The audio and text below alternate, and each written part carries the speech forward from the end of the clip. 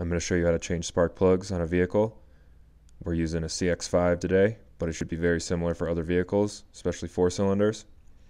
So first thing we're going to want to do is open the hood and take off that engine covering that's on most vehicles. This one just pops right off, but be careful not to break those.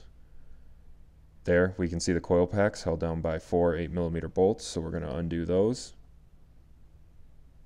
And we're going to save those, and once they're off, we're going to pop off the coil packs while leaving them plugged in and just setting them off to the side.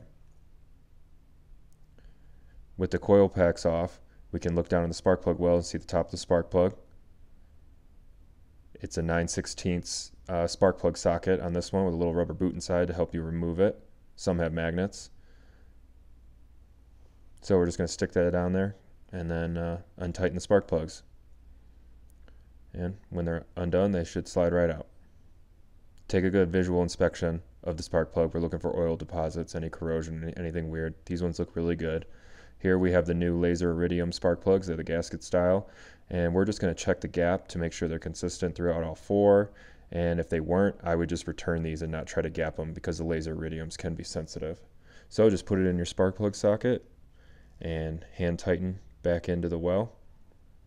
And then once you do that, get your torque wrench out. This one needs to be at 12 foot-pounds. If you don't have a torque wrench, there are charts you can look up to get a quarter turn or half turn for the proper torque. But this one needs to be at 12, so that's what we're going to do, 12 foot-pounds.